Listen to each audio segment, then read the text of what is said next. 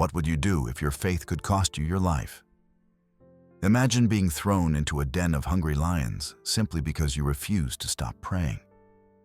Most people would compromise, bend the rules, find a way out. But one man chose differently. His name was Daniel, and his story is not just about surviving lions.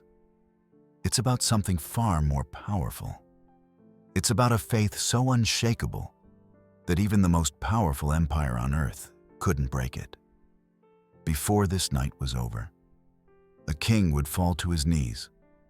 Lions would stand frozen in supernatural silence, and the God of heaven would prove that no earthly power can silence those who belong to him. Today, we're going to uncover the full story of Daniel, the man who stood alone when everyone else bowed down. And what happened in that lion's den will change the way you see courage forever. To understand Daniel's incredible story, we need to go back to one of the darkest moments in Israel's history. The year was 605 BC. Jerusalem, the holy city, was under siege. The Babylonian army, led by King Nebuchadnezzar, surrounded the walls. When the city finally fell, it wasn't just a military defeat. It was a spiritual catastrophe. The temple was ransacked, the sacred vessels were stolen, and thousands of Jews were chained together and forced to march hundreds of miles to Babylon. Among these captives was a young man named Daniel. The Bible doesn't tell us exactly how old he was, but based on the timeline of his life, scholars believe he was probably a teenager, perhaps 15 or 16. He came from nobility, possibly even from the royal family of Judah. In one devastating moment, everything he knew was ripped away. But Nebuchadnezzar had a strategy. He wanted to take the brightest young men from conquered nations and reprogram them. He would immerse them in Babylonian education, language, and religion. The goal was complete assimilation. Erase their identity. Erase their God. Turn them into loyal servants of Babylon. Daniel and 3 of his friends, Hananiah, Mishael, and Azariah, whom you probably know by their Babylonian names Shadrach, Meshach, and Abednego, were selected for this program. They were given new names that honored Babylonian gods. They were taught Babylonian wisdom, and they were offered food from the king's own table, the richest delicacies and finest wine in the empire. This is where most people would have said, "What choice do I have? I have to survive." But Daniel saw something others missed. The food from the king's table had been sacrificed to idols. Eating it would mean participating in idol worship, violating God's law. And Daniel made a decision in that moment that would define the rest of his life. He purposed in his heart that he would not defile himself. Daniel approached the chief official with respect and wisdom. He didn't demand. He simply asked, "Please test us for 10 days. Give us nothing but vegetables to eat and water to drink. Then compare us with the young men who eat the royal food." The official was terrified. If these young men looked weak or unhealthy, he could be executed. But something about Daniel convinced him to take the risk. For 10 days, Daniel and his friends ate only vegetables and drank only water. At the end of 10 days, something remarkable happened. Daniel and his friends looked healthier and stronger than all the others. God honored their faithfulness. And this was just the beginning. The Bible tells us that God gave these 4 young men knowledge and understanding in all kinds of literature and learning. But to Daniel, he gave something extra. God gave Daniel the ability to understand visions and dreams. Years passed. Then one night, King Nebuchadnezzar woke up in a cold sweat. He had seen something terrifying in his sleep. But as he sat up, the dream slipped away. He couldn't remember it. All he knew was that it mattered deeply. At dawn, he summoned every wise man in Babylon. His demand was simple, but impossible. Tell me what I dreamed, and then tell me what it means. The wise men were stunned. "What you're asking is impossible. No one can reveal it except the gods, and they do not live among mortals." The king exploded in rage. "You're all frauds." He issued a brutal decree. Every wise man in Babylon would be executed. And because Daniel and his friends were now counted among the king's wise men, the decree included them. When the commander came to arrest them, Daniel responded with what the Bible calls wisdom and tact. He went directly to the king and asked for time, promising that he would tell the king his dream and its interpretation. That night, Daniel gathered his 3 friends. They prayed, asking the God of heaven to reveal this mystery. And as they prayed, God answered. During the night, the mystery was revealed to Daniel in a vision. The next morning, Daniel stood before the king. But before he revealed the dream, he made something absolutely clear. No wise man, enchanter, magician, or diviner can explain to the king the mystery he has asked about. But there is a God in heaven who reveals mysteries. Then Daniel described what the king had seen.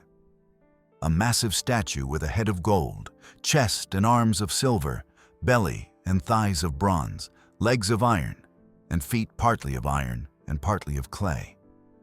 As the king watched, a rock cut out by no human hands struck the statue on its feet and shattered it completely. The rock became a huge mountain that filled the whole earth. Nebuchadnezzar's eyes went wide. That was exactly what he had seen. Daniel's interpretation was stunning. "You, Your Majesty, are the King of Kings. You are that head of gold. After you, another kingdom will arise, inferior to yours. Then a third kingdom of bronze, then a fourth kingdom, strong as iron." But the most important part was still to come. In the time of those kings, the God of heaven will set up a kingdom that will never be destroyed. It will crush all those kingdoms and bring them to an end, but it will itself endure forever. The king fell on his face before this young Jewish captive. "Surely your God is the God of gods and the Lord of kings and a revealer of mysteries." He promoted Daniel to a high position and made him ruler over the entire province of Babylon. Daniel's reputation was now established. For decades, he served with integrity and wisdom, navigating the dangerous politics of Babylon. He witnessed Nebuchadnezzar's pride and eventual humility. He saw the king's son and grandson take the throne.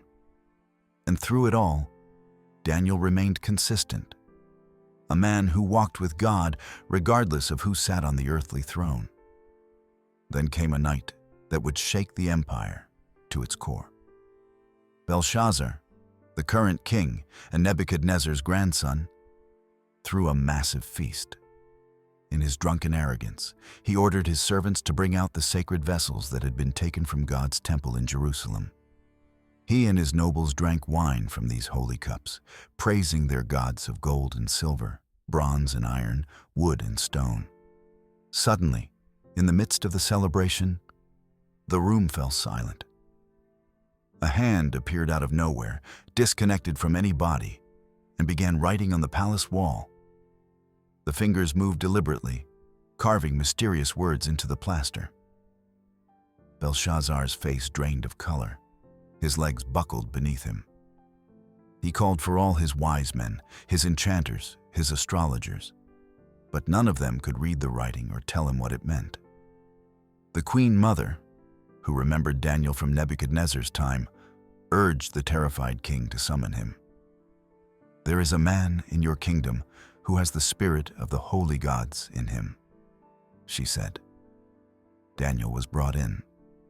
By this time, he was an old man, his hair white, his face weathered by decades in a foreign land. But his eyes were still sharp, and his spirit was unbroken. Belshazzar offered him purple robes, a gold chain, and the third highest position in the kingdom if he could read the writing. Daniel's response revealed his character. "Keep your gifts for yourself and give your rewards to someone else," he said. "Nevertheless, I will read the writing for the king and tell him what it means." Then Daniel reminded Belshazzar of what had happened to his grandfather Nebuchadnezzar, how God had humbled him for his pride.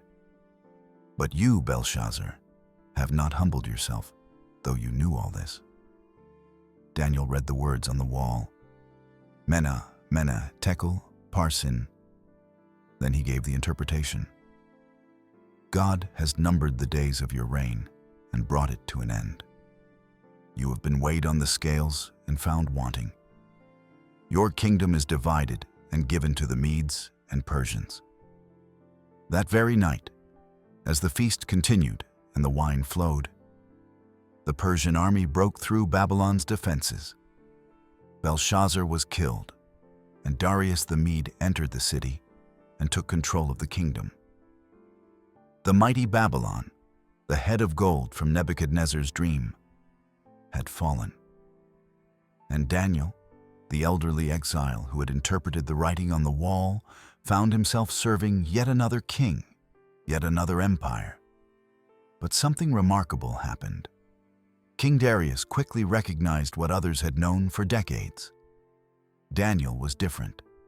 Despite being in his 80s, despite being a foreigner, despite representing the old regime, Daniel's wisdom and integrity were undeniable.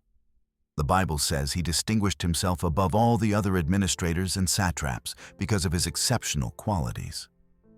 Darius was so impressed that he planned to set Daniel over the entire kingdom. This created a crisis among the other officials. Their jealousy burned hot.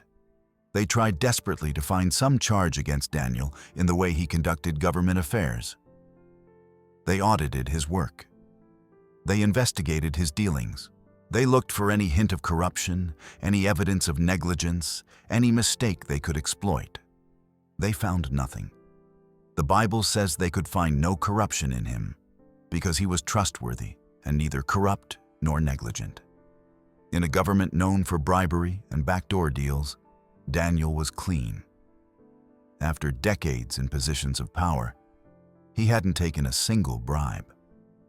Finally, these officials realized something chilling. We will never find any basis for charges against this man Daniel unless it has something to do with the law of his God.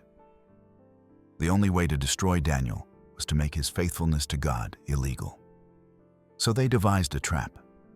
They came to King Darius as a group.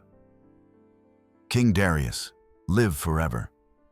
All the royal administrators have agreed that the king should issue an edict that anyone who prays to any god or human being during the next 30 days, except to you, your majesty, shall be thrown into the lion's den."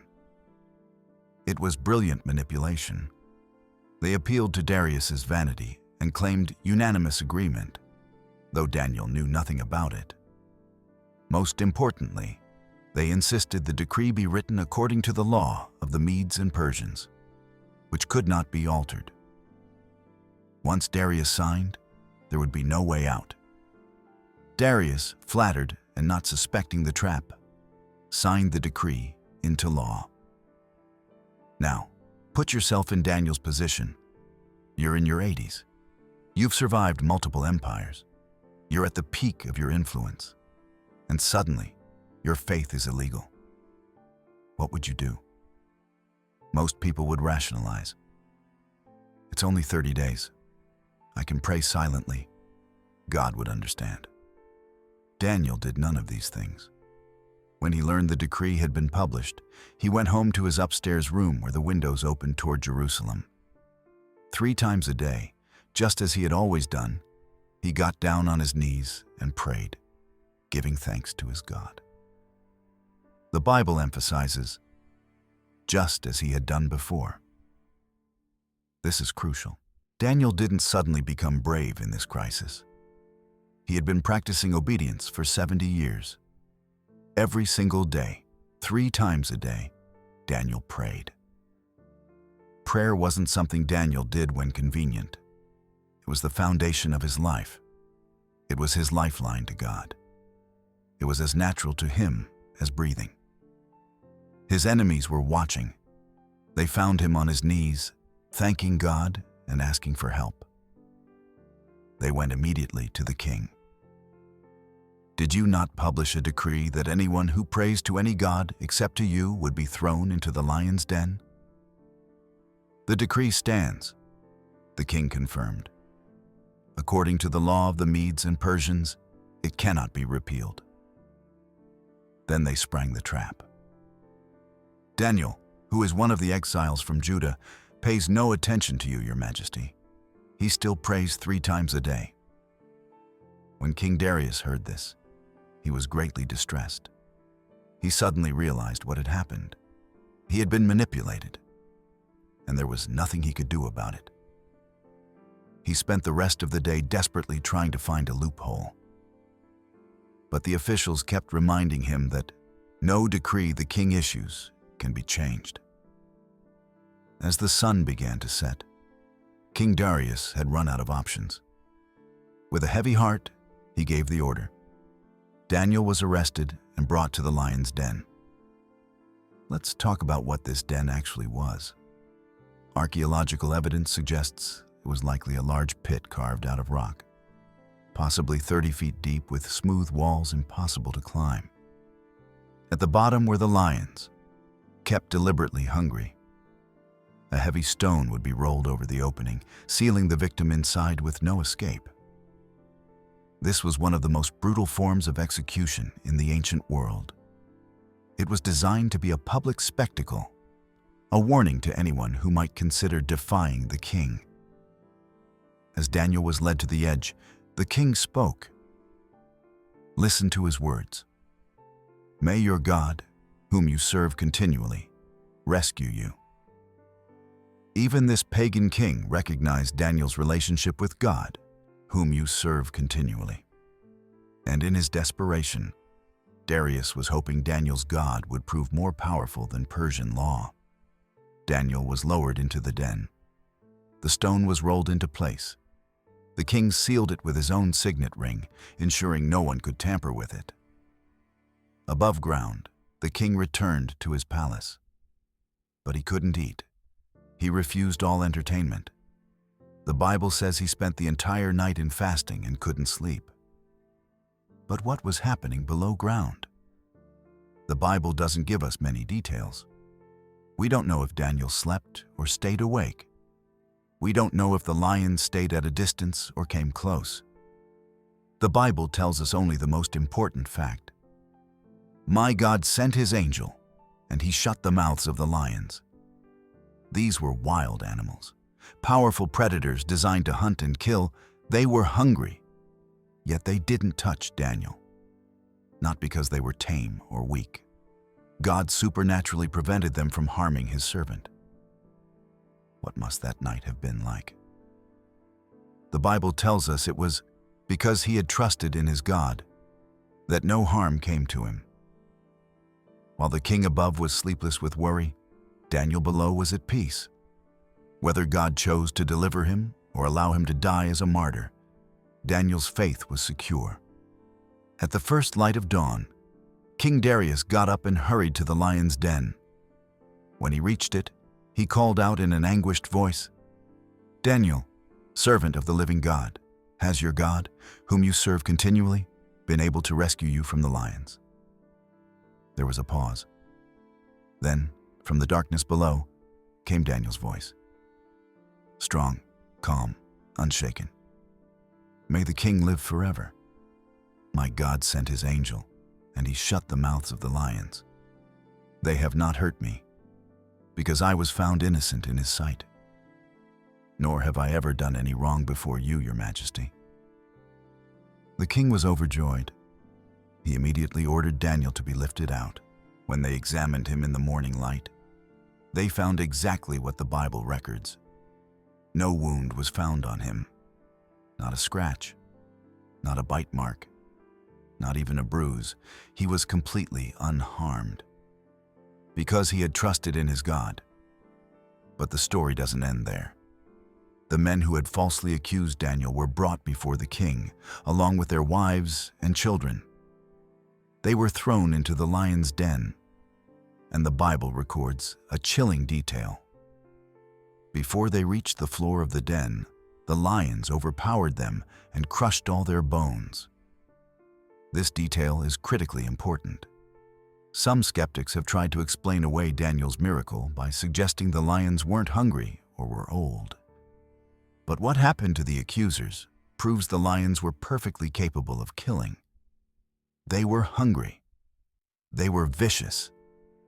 God had genuinely performed a supernatural miracle to protect Daniel. After witnessing this incredible display of God's power, King Darius wrote a decree and sent it to all nations and peoples of every language throughout the entire known world. May you prosper greatly.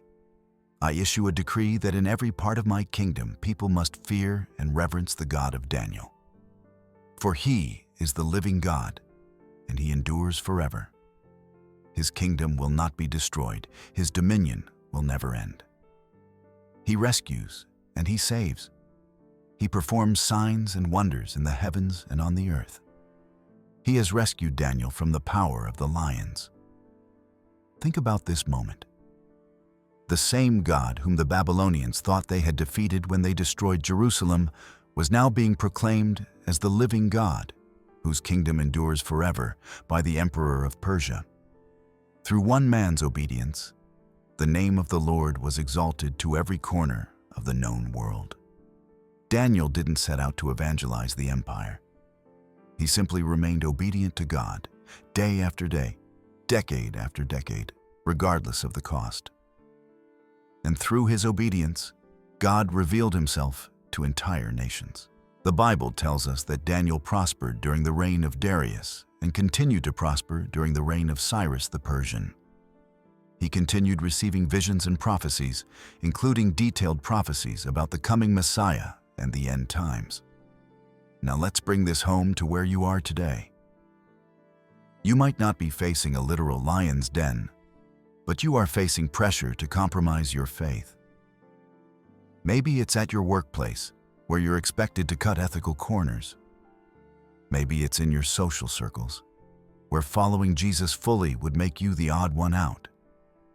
Maybe it's in your own heart, where temptation whispers, "Just this once. God will understand." Daniel's story teaches us something crucial. Character isn't something you suddenly develop in a crisis. It's built through years of small, daily decisions. Daniel didn't become courageous the night he was thrown to the lions. He had been practicing obedience since he was a teenager. When he refused the king's food at 16, he was building the spiritual foundation that would sustain him at 80. Every time you choose integrity over convenience, you're preparing for the bigger tests ahead. Every time you pray when you don't feel like it, every time you stand for truth when it would be easier to stay silent, you're building spiritual strength. The lion's den doesn't create character, it reveals it.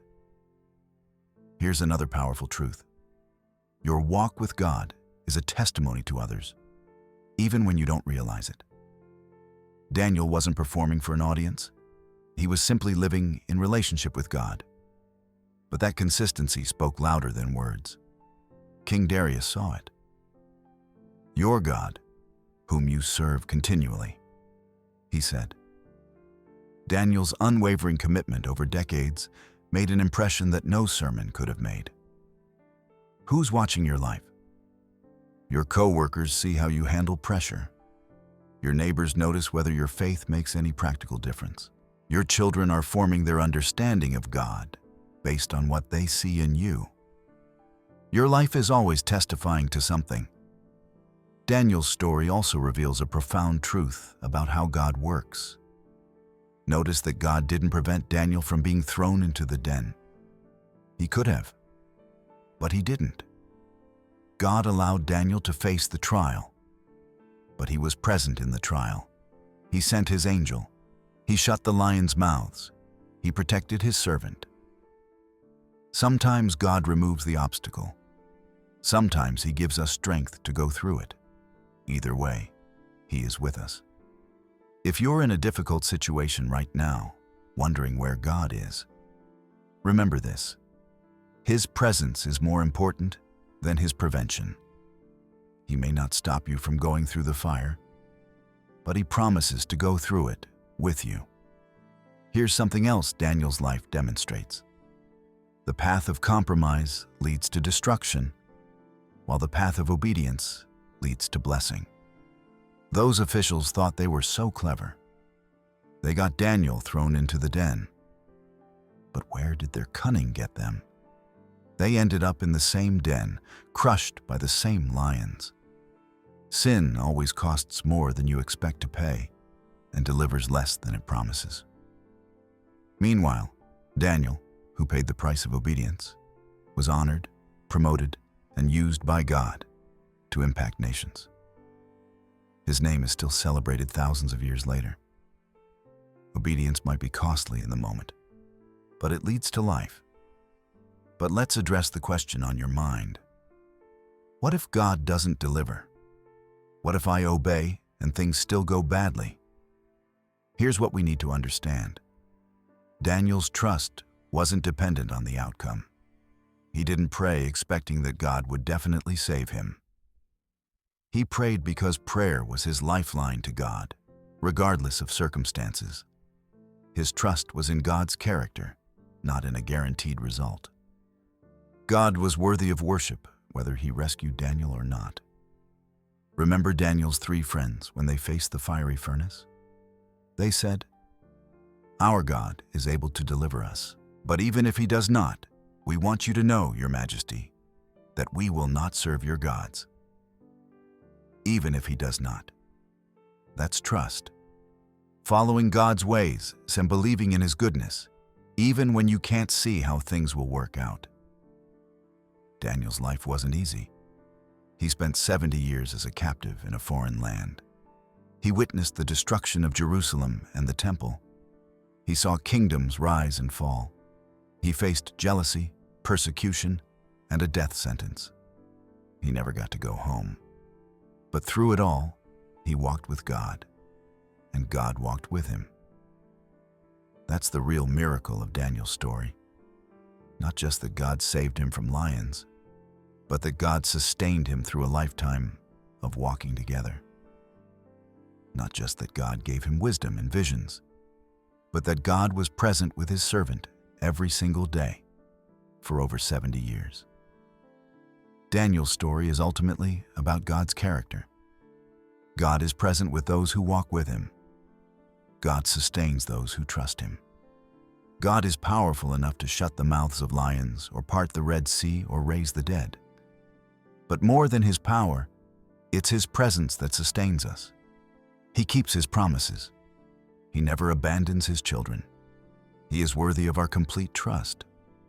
The same God who was with Daniel in Babylon is with you today. The same God who shut the mouths of lions can handle whatever is threatening you right now. The same God who gave Daniel wisdom wants to give you wisdom for your circumstances. The same God who sustained Daniel through decades of pressure wants to sustain you.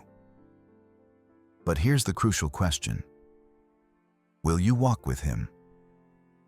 Not just when it's easy, not just when people are watching, but continually, as King Darius said about Daniel.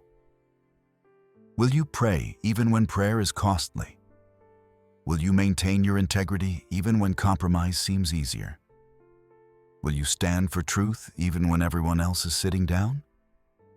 Will you trust God even when you can't see how things will work out?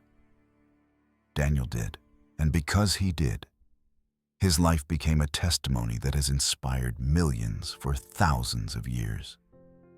Not because Daniel was extraordinary in himself, but because he served an extraordinary God. Not because Daniel was strong, but because he trusted in a strong God.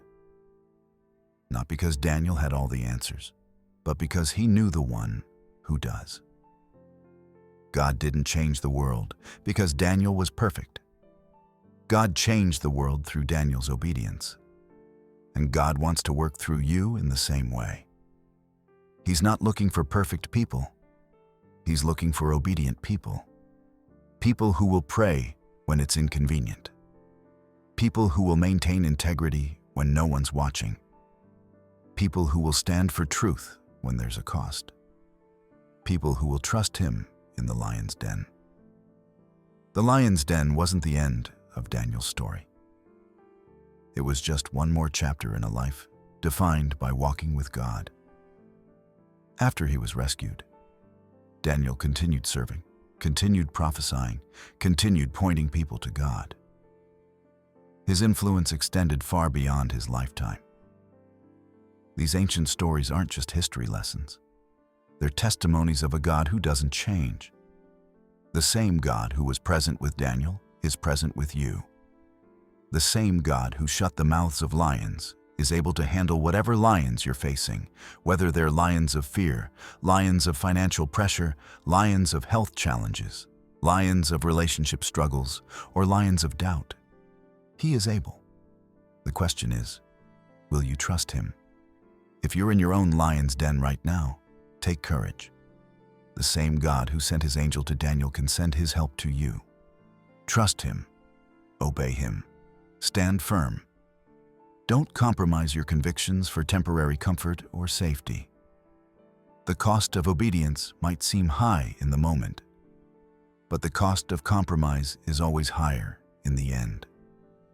Your obedience matters more than you realize.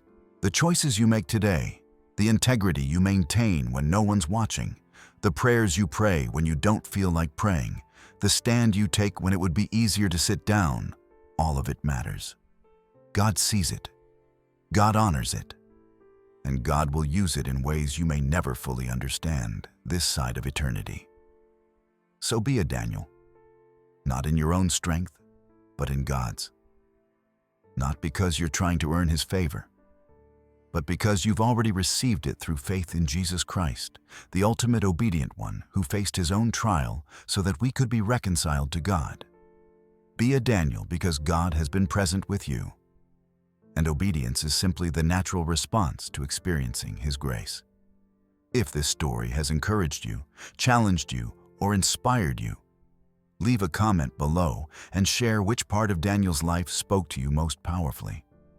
Was it his courage as a teenager? His humility in giving God credit? His consistency in prayer? His peace in the lion's den? Let me know. And if you haven't already subscribed to this channel, do it now. We're bringing you these powerful biblical stories regularly. Stories that remind us of who God is and who we're called to be. These aren't fairy tales or moral lessons. These are real accounts of real people who served a real God who is still active and present today. Don't miss the next story. Until then, walk with God continually. Just like Daniel, serve him with your whole life and watch what he will do through your obedience.